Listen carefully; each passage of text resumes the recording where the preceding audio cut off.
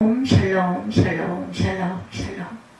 하나님 사랑합니다. 여러분 주 안에서 사랑합니다. 사사기 12장 1절에서 3절, 마가복음 8장 35절에서 38절을 중심으로 나라 사랑 그리고 우리의 생명 어떤 것인지를 함께 묵상합니다.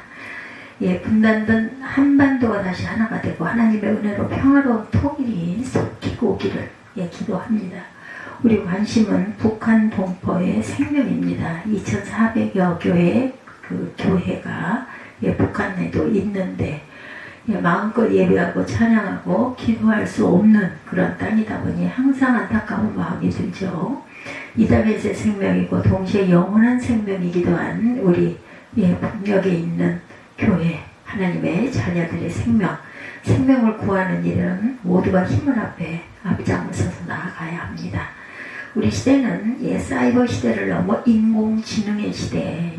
요즘 여러분들 곳곳에 병원에 보면 인공지능 이렇게 나와 있는 것들이 많이 있더라고요. 이제 로봇이 시술을 하기도 하고 어떤 그 기능들을 많이 하는 것 같습니다. 인공지능이 인류에게 덕이 될지 독이 될지는 두고 봐야 알겠지만 개인적인 생각으로는 어찌 보면 우려가 되는 부분이 많습니다. 미래학자 케이츠웰은 인공지능이 인간의 지능을 앞서는 특이점을 돌파하게 되면 인공지능이 스스로 가속적 추론을 거듭하여서 슈퍼 지능 상태에 도달하게 될 것이다. 이렇게 말하고 있습니다. 물리학자 호킹은 인간은 인공지능을 절대로 이길 수 없다 이렇게 전제하면서 생각하는 로봇의 개발을 위한 완전한 인공지능의 등장은 인류의 멸망을 가져올 것이다. 이렇게 말하죠. 생명복제는 이 전 세기부터 열심히 연구되어 왔어요. 2002년에는 복제한 아기가 첫 번째로 탄생하였다고 미국 유사 종교단체인 리엘리언 사나 클로네이트사가 발표를 하게 됐죠. 그러나 그 후로 인간 복제 이야기는 잠잠합니다. 아마 클로네이트사의 발표도 어찌 보면은 허구일 수도 있어요. 제가 정확히 알지는 못하겠습니다만은 인간 복제는 실현 가능성이 희박하다고 봅니다. 인공지능은 무한한 힘을 가지고 있고 지식도 엄청나게 보유할 수 있지만 현재 인류가 알지 못하는 문제로 후퇴하게 될 것이고 인공지능이 파괴될지도 모르기도 하죠. 생명이 없는 어떤 것도 무한하지 못하고 가치가 없습니다. 인공지능은 생명이 없는 존재입니다. 더구나 우리 시대를 감성시대라고 하는데 감성시대에 감성 없는 존재가 인간을 이긴다는 것은 어불성설입니다. 우리에게 희망을 주지 못하죠. 감동을 주지 못하는 존재는 당연히 희망도 주지 못합니다. 복제 인간에게 영혼이 있을까? 없죠. 하나님이 만들지 않은 존재가 영혼이 있을 수가 없습니다. 하나님이 주시는 영혼을 하나님이 만들지 않는 존재에 주실 것 같지는 않아요. 영혼이 없다면 구원도 당연히 없겠죠. 하나님은 생명이 없는 흙에 숨을 불어넣으셔서 생명으로 만드셨어요. 영 혹은 혼으로 번역한 페이시는 성경에 750번 등장을 합니다. 이 단어가 모두 피조물 안에 있는 생명의 힘을 뜻할 때도 있어요. 이렇게 사람과 관련하여 쓸 때는 우리의 영혼을 뜻하죠. 성경에는 생명의 하나님, 생명을 주신 하나님, 하나님이 주신 생명 등 하나님과 생명을 연관시켜 한 말이 많이 있습니다. 생명이 하나님의 것이고 내 것이 아님을 말하는 거죠. 강조합니다. 모든 생명이 하나님께 있음을 강조하고 있죠.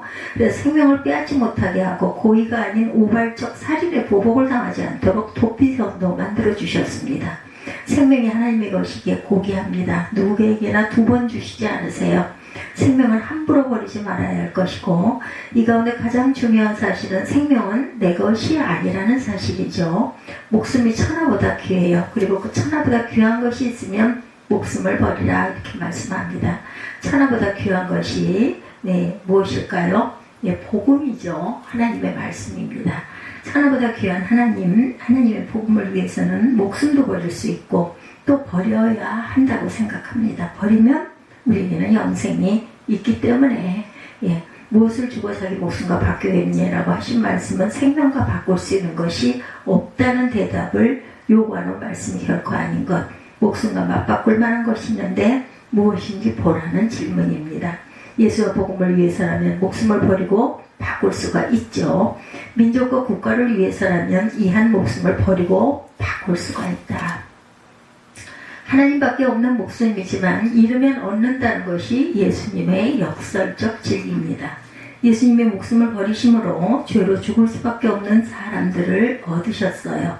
잃으면 얻는 비결은 성경적 진리입니다.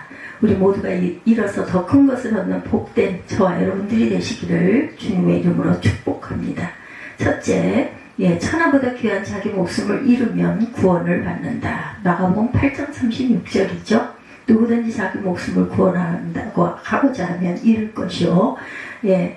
누구든지 나와 복음을 위하여 자기 목숨을 잃으면 구원하리라. 이렇게 말씀하세요. 구원하고자 하면 잃고 목숨을 잃으며 구원한다는 것은 아주 역설적인 극치인데 성경적 진리는 자기를 부인하는 자가 긍정을 얻는 것입니다.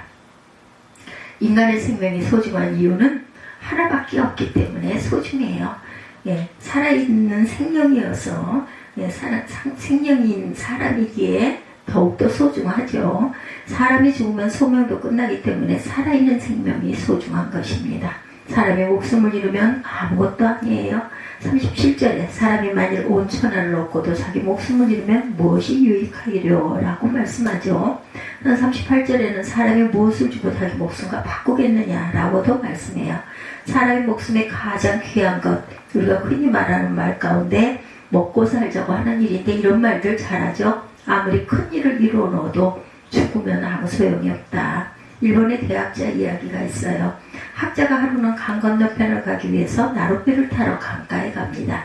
나룻배를 탔는데 더 넓은 강이라 건너기 위하여 한참 걸렸어요. 학자는 뱃사공에게 말을 겁니다. 사공 양반, 플라톤을 아시오? 그런 거 제가 어떻게 합니까? 저 같은 천인이 플라톤을 어떻게 알겠습니까? 학자는 측은한 듯이 바라보더니 플라톤은 헬라의 대철학자요. 플라톤을 모른다면 당신은 인생의 절반을 잃은 것이나 다름이 없어. 이렇게 말하죠. 조금 가다가 다시 묻습니다. 그럼 프랑스라는 나라는 아시오? 모르죠. 프랑스가 어디 있는지도 모릅니다. 다시 혀를 끌끌 차면서 프랑스는 유럽의 예술나라인데 프랑스를 모른다면 인생의 4분의 1을 잃은 것이나 마찬가지요. 라고 말합니다. 얼마쯤 갔는데 갑자기 돌풍이 불어서 풍랑에 배가 뒤집히기 직전이에요. 강에 빠져 허우적대는 학자에게 사공이 묻습니다. 학자님, 수영할 줄 아십니까? 몰라요. 그때 사공이 말하죠. 수영을 할 줄 모르면 인생을 다 잃은 겁니다. 사람이 죽으면 그 많은 지식이나 재물도 아무 소용이 없는 거죠. 이 세상의 것이 다 끝나는 거죠. 죽으면 더 이상 어떤 세상에 필요하지 않는 존재가 되고 말아요. 고속도로 이런 현수막에 걸려있는 것을 보았습니다. 졸음운전 모든 걸 다 읽습니다. 과속운전도 모든 것을 읽습니다. 이런 현수막들 여러분들 가끔 보셨을 거예요. 빨리 가려다 진짜 빨리 저승으로 간다 라는 뜻이죠. 빨리 가려고 고속도로를 달리는데 죽으면 빨리 가는 것이 아무 소용이 없다. 살아있어야 빨리 가는 것도 유효합니다. 톨스토이가 행복하기를 원한다면 살아라. 살아있어서 있어야 행복하고 자신이 할 일도 있고 인생의 보람도 있어요. 신학자 하워드 퍼머는 세상에 필요한 것은 살아있는 사람이다. 이렇게 말합니다. 살아있는 것이 얼마나 중요한 일인지, 그래서 옛말에 산 개가 죽은 짐승보다 낫다는 말도 있어요. 그런데 성경은 이와는 반대되는 말을 합니다. 요한복음 12장 24절에 한 알의 밀이 땅에 떨어져 죽지 아니하면 한 알 그대로 있고 죽으면 많은 열매를 맺느니라. 이렇게 말합니다. 성경은 우리에게 죽으라고 해요. 죽어야 열매를 맺는다 하죠. 이 말이야말로 역설 중의 역설입니다. 예수님의 우리를 구원하신 것을 보면 십자가에 죽으시는 것 외에 길이 없어요. 히브리서 9장 22절에 피 흘림이 없은즉 사함이 없으리라 말씀하죠. 기독교의 기본 진리는 예수 그리스도를 통하여 구원을 받는 것이에요. 구원은 죽어야 가능하죠. 하나님은 예수님이 죽어서 우리를 구원하고 죽어야 살고 죽어야 열매를 맺게 만드셨어요. 포럼 서민이었던 느헤미야는 죽을 각오로 포로민으로 왕에게 나아가 예루살렘이 폐허가 된 이야기를 합니다. 에스더는 왕이 정한 법을 깨고 죽으면 죽으리라고 왕 앞에 나아가요. 다니엘은 하나님께 기도하면서 사자굴에 던져진 것을 알고 있었지만 사자굴에 던져질지라도 하나님께 기도하는 것을 멈추지 않습니다. 죽기를 각오하고 일어서는 포로가 신앙의 위인들이죠. 순교자 부추하는 죽고자 하는 자는 삽니다. 살고자 하는 자는 죽습니다 했어요. 이르면 얻는다는 것이 성경적 역설이고 진리예요. 예, 충무공 이순신 장군도 죽고자 하면 살리라 이렇게 말합니다. 충무공이 목숨을 바치고 죽으니 나라가 살고 자신이 살고 백성이 살았어요. 그래서 지금도 광화문 길목을 잘 지키고 계시죠. 예, 서위럼 선교사는 아버지가 한국 선교사였습니다. 그는 평양에서 출생하여 16세까지 한국에서 자랐어요. 미국에 가서 공부하던 중 미국 해군사관학교 전신인 해안경비사령관 학교를 졸업해서 한때는 한국에서 근무를 합니다. 그가 하버드 대학의 박사과정 졸업을 6개월 남겨두고 한국전쟁이 발발해요. 그러나 한국전쟁이 일어나자 자원하여서 미 해병사당 수색대에 입대하여 한국전에 참전했습니다. 1950년 9월 22일 서울 탈환작전을 수행하던 중 서울 은평구 녹번리에서 적 탄에 맞아서 전사합니다. 그는 평상시 한국 선교사 되기를 원했다고 그래요. 1992년 6월 24일 은평구 응암동 녹본 제2 놀이터에 그를 위하여 작은 기념비가 세워집니다. 이런 죽음은 헛된 죽음이 아니죠. 그리스도의 죽음은 인류를 구속하기 위한 고귀한 목숨을 버리신 죽음이에요. 예, 서위령 선교사의 죽음을 죽지 않을 수도 있었는데 스스로 죽음으로 한국을 살리는 작은 불꽃 같은 역할을 했죠. 자기를 구원하는 생명보다 남을 구원하는 고귀한 죽음이 더 아름답습니다. 천하보다 귀한 생명을 버림으로 더 많은 것을 구원하는 우리의 생명이기를 바랍니다. 둘째, 복음을 부끄러워하면 부끄러움을 당합니다. 마가복음 8장 38절에 누구든지 이 음란하고 죄 많은 세대에서 나와 내 말을 부끄러워하면 인자도 아버지의 영광으로 거룩한 천사들과 함께 올 때 그 사람을 부끄러워하리라 이렇게 말씀하죠. 죄의 세대는 복음을 부정합니다. 음란하고 죄 많은 세대란 생명과 물질을 혼동하는 시대를 말합니다. 음란과 죄란 예수님의 복음을 부인하고 그 복음을 부끄러워하는 것이죠. 그러므로 음란하고 죄 많은 세대는 복음을 부끄러워하게 되어 있어요. 그리스도와 그 말씀을 부끄러워하는 사람은 그리스도의 재림때 부끄러운 일을 당할 것입니다. 각종 비리 사건이 일어날 때마다 이름이 오르내리는 사람들을 보면 한결같이 부끄러운 일을 당해요. 자신의 이름을 더럽히는 것은 부모와 조상에게 가장 큰 죄를 짓는 일이죠. 죄를 짓고 감옥에 가는 일 자체가 높은 사람일수록 부끄러운 일입니다. 요즘에는 법조계 비리를 보면 아무리 정관예우라 하지만 어떻게 변호사 수임료가 1년에 100억 원이 될 수가 있을까? 이런 일로 이름이 오르내리고 구속이 되는 것 자체가 부끄러운 거죠. 가문의 굴욕입니다. 남의 돈을 사기쳐서 자신의 배를 불리고 서민들을 피눈물나게 하는 사람들, 거금을 외국으로 빼돌리고 사는 사람들이 과연 그 돈으로 행복한 삶을 살까요? 예, 늘 남의 눈치를 봐야 하고 고향에 갈 수도 없고 친구도 다 떨어지고 경찰만 봐도 겁이 나고 낯선 사람이 찾아오기만 해도 가슴이 찰렁할 거예요. 예, 이게 재미있는 일이겠는가? 자기 얼굴을 마음대로 드러내고 살지도 못하면 부끄러운 일이죠. 마태복음 7장 22절에 주여 주여 우리가 주의 이름으로 선지자 노릇하며 주의 이름으로 쫓아내며 주의 이름으로 많은 권능을 행하지 아니하였나이까. 예, 7장 23절에는 그때 내가 그들에게 밝히 말하되 내가 너희를 도무지 알지 못하니 불법을 행하는 자들아 내게서 떠나가라 이렇게 말씀합니다. 주의 이름으로 선지자 노릇을 했지만 하나님을 알지 못한다고 하세요. 얼마나 부끄러운 일입니까? 하나님이 심판하실 때 하나님 앞에 섰는데 내 이름이 없다 저리 가거라 하면 얼마나 부끄럽겠습니까? 초청장이 없어 쫓겨나는 잔치보다 더 부끄러운 일이겠죠. 마지막 심판 때 쫓겨나는 것은 치명적인 부끄러움이죠. 이 부끄러움은 멸망이고 영원한 영벌입니다. 퍼블릭 차일드라는 용어가 있어요. 어린아이가 낯을 가리는 것처럼 처음 보는 낯선 사람을 경계하고 부끄러워하며 의사표현을 제대로 못하는 모습을 표현한 말입니다. 이런 증상이 심해지면 대인공포증이 된다고 그러죠. 가끔 어떤 분을 만나서 처음 뵙겠습니다. 누구입니다. 라고 인사합니다. 그러면 그분이 지난번 어디서 인사드렸지 않습니까? 라고 할 때가 있어요. 그죠? 그때는 죄송하기도 하고 좀 민망하기도 하고, 자, 이런 경우 있을 수 있습니다. 사람과는 얼마든지 양해가 될 수도 있어요. 그러나 하나님을 만날 때 처음 뵙겠습니다 라고 하면 절대 안 되죠. 하나님을 만나서 이렇게 되면 부끄러움을 면치 못하죠.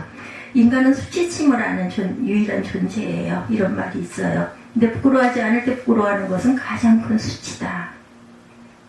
하나님 앞에서는 부끄러움을 당하지 않아야 합니다. 그리고 하나님을 만나는 것이 기뻐야 하고 그 만남을 사모할 줄 알아야 합니다.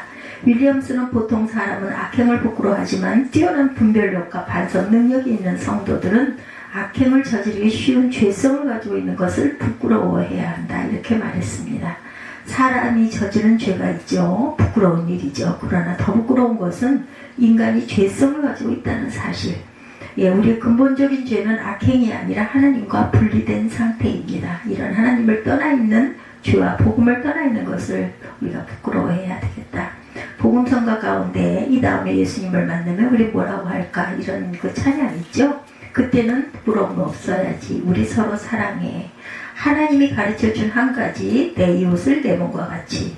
미움, 다툼, 시기질도 버리고 우리 서로 사랑해. 하나님을 만날 때는 부끄러움이 없어야 된다. 그러기 위해서 복음을 부끄러워하지 마십시다. 카네기는 부자인 채 죽는 것이 너무나 부끄러운 일이다. 이렇게 말했어요. 그보다 더 부끄러운 일, 복음을 모르는 채 죽는 일입니다. 복음을 모르고 죽는 것은 하나님의 심판 앞에서 겪어야 할 영원한 부끄러움이다. 나라를 위해서도 마찬가지죠. 국가의 발전, 안녕, 복음화, 통일을 위해서 내가 무엇인가 했다는 것, 자긍심을 가지게 됩니다. 우리나라의 경제가 아주 성장했어요.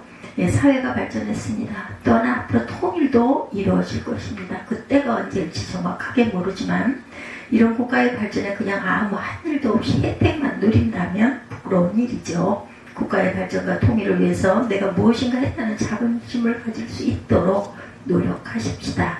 크론트비 목사님이 덴마크를 세계 모범적인 낭만국으로 만들어 국민소득 최고의 나라로 만들었어요. 그런데 목사님 곁에 기도로 돕고 크론트비 목사님의 사역에 동참한 달가스 대령을 잊을 수가 없는데, 달가스 대령은 밖에서 잃은 국토 안에서 찾자고 국민들에게 호소를 하면서 광활한 늪지대인 버려진 유틀란트 반도를 개간합니다. 그는 나무를 심기 시작했고 세찬 북극의 바람과 추위에 나무가 견디지 못해 죽어버리고 말았어요. 나무를 심었는데 절망하지 않고 죽지 않은 새 품종을 개발하여 울창한 숲을 만들어 차가운 바람을 막았다고 하죠. 이것이 덴마크의 농업을 가능하게 한 시초입니다. 달가스 대령의 기도와 수고와 결실이 맺어진 거죠. 프랜시스 사비에르는 카톨릭의 예수의 공동 창설자예요. 종교개혁 이후 카톨릭의 개혁운동을 주도했던 인물입니다. 카톨릭의 선교사역으로 방향을 돌려 그는 인도, 중국, 일본까지 가서 선교하죠. 그리고 1522년 선교지인 중국 마카오 인근에서 세상을 떠납니다. 그는 죽기 전에 국왕에게 유서를 써보냈어요. 폐하 어느 날인가 하나님 앞에 서야 할 날이 있음을 잊지 마십시오. 그날을 위하여 더욱 양심적인 국왕이 되십시오. 사람과 하나님 앞에 겸손한 왕이 되십시오. 그리고 하나님 앞에 부끄러움이 없는 결산의 날을 위해 준비하십시오. 하나님 앞에 부끄러움이 없기 위해서 복음을 부끄러워하지 말아야 합니다. 우리에게는 하나님의 나라와 이 나라가 중요하죠. 하나님의 나라를 잘 준비하고 이 나라에서도 잘 살아야 합니다. 우리는 영적인 이중 국적자예요. 하나님의 나라에서나 이 나라에서 이 땅에서나 부끄럽지 않은 위풍당당한 그리스도인들이 다 되시기를 주님의 이름으로 축복합니다. 그리고 우리 그리스도인들이 남북의 통일과 북한의 복음화를 위하여 육적 생명을 살리는 양식과 영적 생명을 살리는 양식을 공급할 수 있는 생명의 공급자들이 다 되시기를 주님의 이름으로 축복합니다. 기도하시기